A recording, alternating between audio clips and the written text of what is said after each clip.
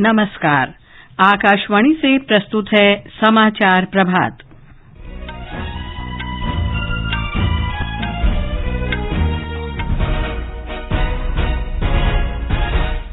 प्रधानमंत्री नरेंद्र मोदी आज संविधान दिवस के अवसर पर नई दिल्ली में ई-कोर्ट परियोजना के अंतर्गत कई उपायों का शुभारंभ करेंगे।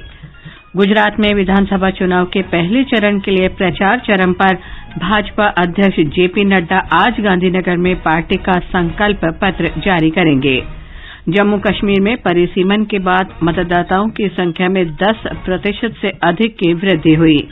जम्मू कश्मीर में 25वां ई गवर्नेंस राष्ट्रीय सम्मेलन आज से। इसरो आज श्रीहरिकोटा से ओशनसेट सहित 9 उपग्रहों का प्रक्षेपण करेगा। और कतर में फीफा फुटबॉल विश्व कप में नीदरलैंड्स और इक्वाडोर के बीच मुकाबला 1-1 गोल से और इंग्लैंड और अमेरिका के बीच मैच गोल रहित ड्रॉ रहा।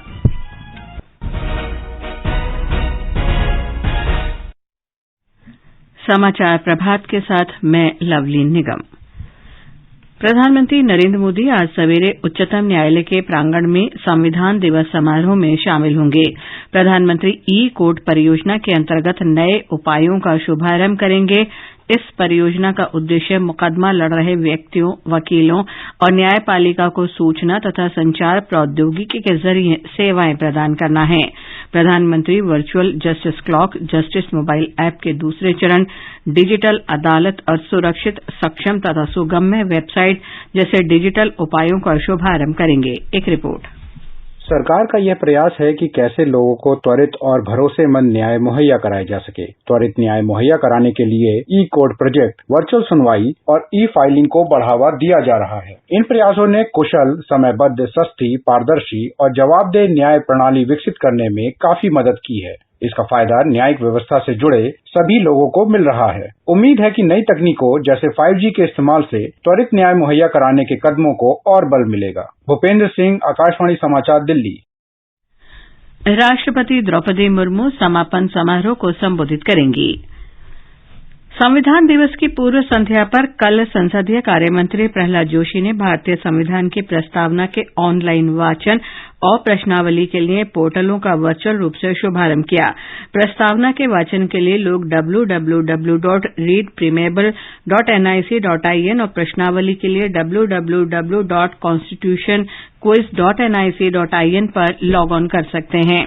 श्री जोशी ने कहा कि सभी भारतीय नागरिकों को संविधान की प्रस्तावना का वाचन 23 भाषाओं में से अपने अनुकूल भाषा में करना चाहिए। 25वां राष्ट्रीय ई गवर्नेंस सम्मेलन आज से जम्मू कश्मीर के कटरा में शुरू होगा। सम्मेलन का उद्घाटन कार्मिक, जन शिकायत और पेंशन राज्य मंत्री डॉक्टर जितेंद्र सिंह सम्मेलन का उद्घाटन करेंगे। प्रशासनिक सुधार और जन शिकायत विभाग के सचिव वी श्रीनिवास ने कहा कि सम्मेलन में 1600 से अधिक प्रतिनिधियों के हिस्सा लेने की संभावना है।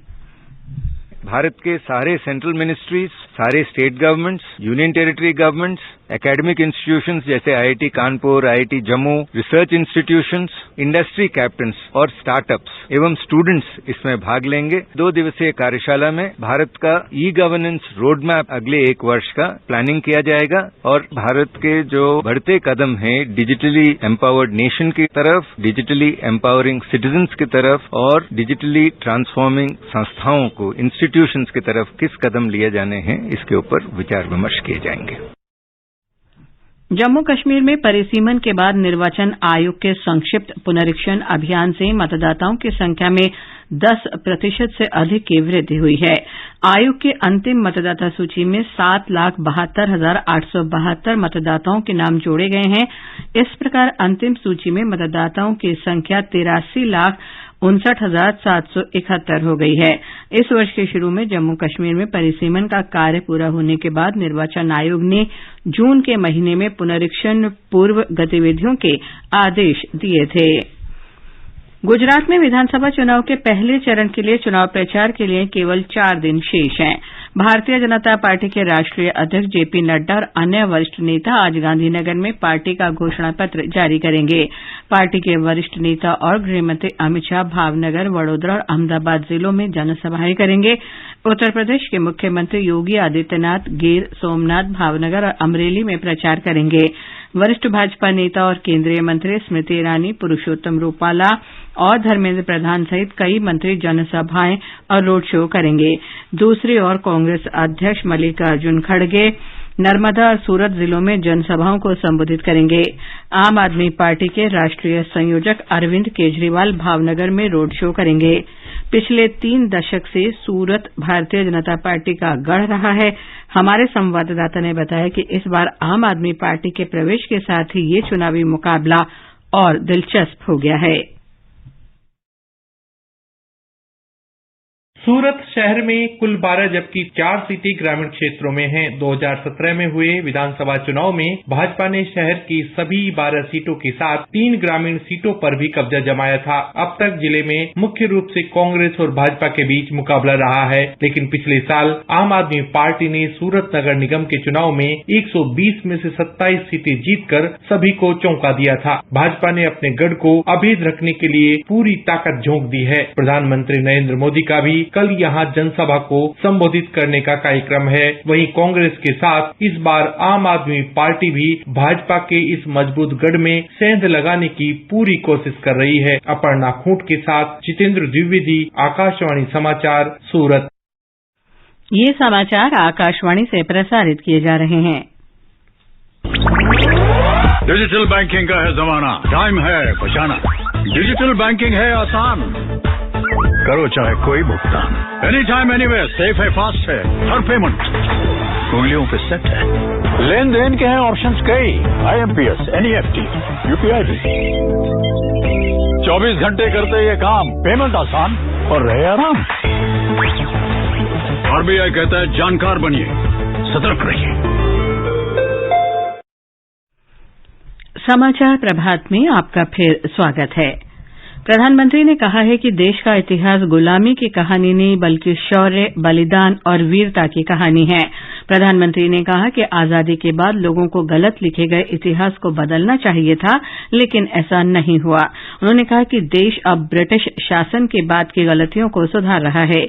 नई दिल्ली में लाचित बोरफुकन की 400वीं जयंती समारोह में श्री मोदी ने कहा कि वो देश के एक महान योद्धा थे। आजादी के बाद जरूरत थी हमें गुलाम बनाने वाले विदेशियों के एजेंडे को बदला जाए, लेकिन ऐसा नहीं किया गया। देश के हर कोने में मां भारती के वीर बेटे बेटियों ने कैसे आतताइयों का मुकाबला किया, अपना जीवन समर्पित कर दिया।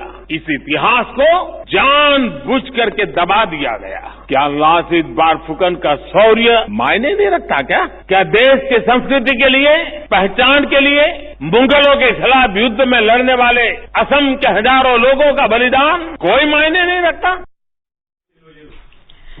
केंद्र ने महात्मा गांधी राष्ट्रीय ग्रामीण रोजगार गारंटी योजना को नया रूप देने के लिए एक समिति गठित की है। सूत्रों के अनुसार ग्रामीण विकास मंत्रालय द्वारा गठित ये समिति योजना की धनराशि का इस्तेमाल अधिक प्रभावी बनाने के बारे में सुझाव देगी।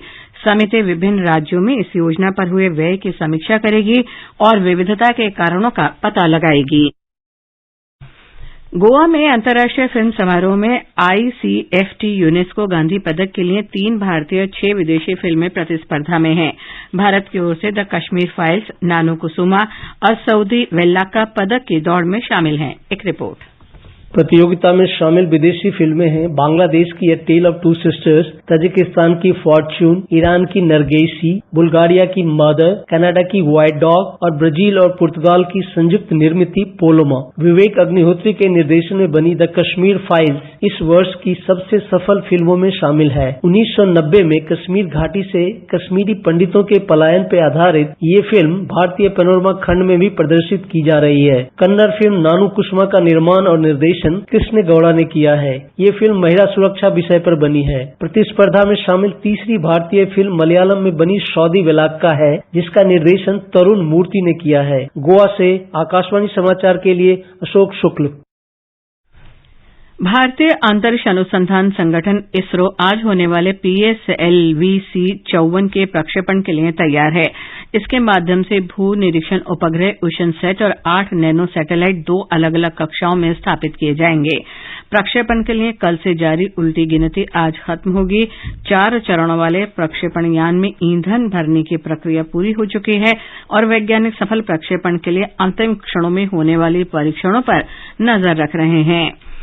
तेलंगाना के हैदराबाद में spacetech company Skyroot Aerospace rocket design, निर्माण और परीक्षण की पहली एकीकृत सुविधा विकसित करेगी। सूचना प्रौद्योगिकी राज्य मंत्री के तारक रामाराव ने इसके लिए कंपनी को पूरे सहयोग का आश्वासन दिया है। स्काई रूट एरोस्पेस से विक्रम एस रॉकेट का सफल प्रक्षेपण किया जा चुका है। और अब फीफा फुटबॉल विश्व कप की खबरों के साथ हैं कुमार राधारमण। कतर में फीफा विश्व कप में कल इंग्लैंड और अमेरिका के बीच मुकाबला गोल रहित ड्रॉ रहा। हाफ टाइम से पहले 33वें मिनट में अमेरिका के क्रिश्चियन पॉलिसिक को एक मौका मिला, लेकिन वे चूक गए। खेल के 10वें मिनट में इंग्लैंड के कप्तान हैरी केन भी एक अच्छे मौके को गोल में तब्दील नहीं कर पाए। इस मुकाबले के लिए इंग्लैंड ने वही टीम उतारी थी जिसने सोमवार को ईरान पर 6-2 से जीत दर्ज की थी। कल एक अन्य मैच में इक्वाडोर के सुपरमैन कहे जाने वाले कप्तान एनर वेलेंसिया ने ग्रुप ए में जबरदस्त वापसी करते हुए नीदरलैंड्स के साथ मैच 1-1 से ड्रॉ किया। इस मुकाबले के बाद इक्वाडोर और नीदरलैंड्स दोनों के लिए अंतिम 16 में जगह बनाने की संभावना बनी हुई है, जबकि मेजबान कतर लगातार 2 मैच हारकर प्रतियोगिता से बाहर हो गया है। ईरान ने वेल्स को 2-0 से हराकर 3 अंक हासिल किए और वह ग्रुप बी में दूसरे स्थान पर पहुंच गया है।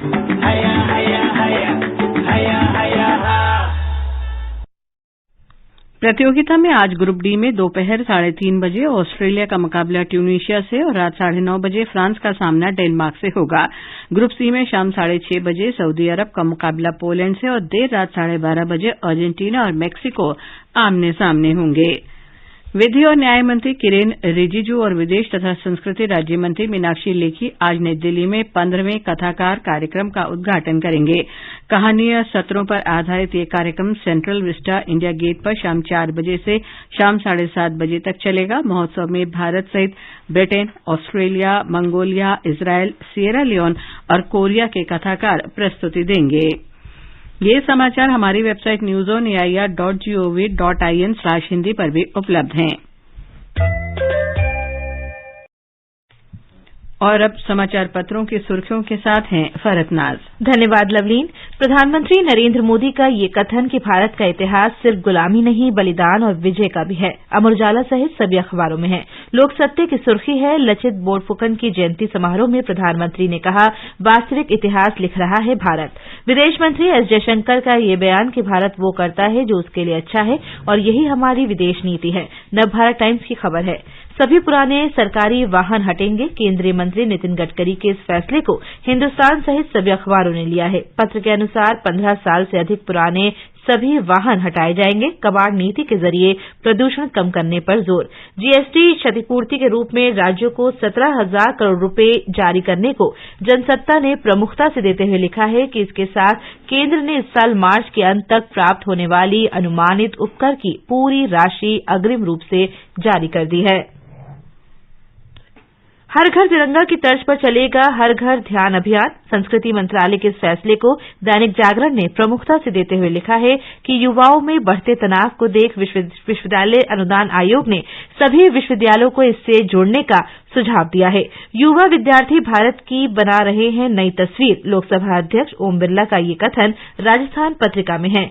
आम रेल यात्रियों को मिलेगी स्लीपर कोच की वंदे भारत। इस खबर को राष्ट्रीय सहारा ने प्रमुखता से देते हुए लिखा है, फरवरी 2024 में पटरियों पर होगी sleeper Vande Bharat, design final. संगीत नाटक अकादमी करेगी 75 वर्ष से बड़े 75 कलाकारों का सम्मान। अमर उजाला सहित लगभग सभी अखबारों में है। अंत में मुख्य समाचार एक बार फिर। प्रधानमंत्री नरेंद्र मोदी आज संविधान दिवस के अवसर पर नई दिल्ली में ई-कोर्ट परियोजना के अंतर्गत कई उपायों का शुभारंभ करेंगे। गुजरात में विधानसभा चुनाव के पहले चरण के लिए प्रचार चरम पर। भाजपा अध्यक्ष जेपी नड्डा आज गांधीनगर में पार्टी का संकल्प पत्र जारी करेंगे।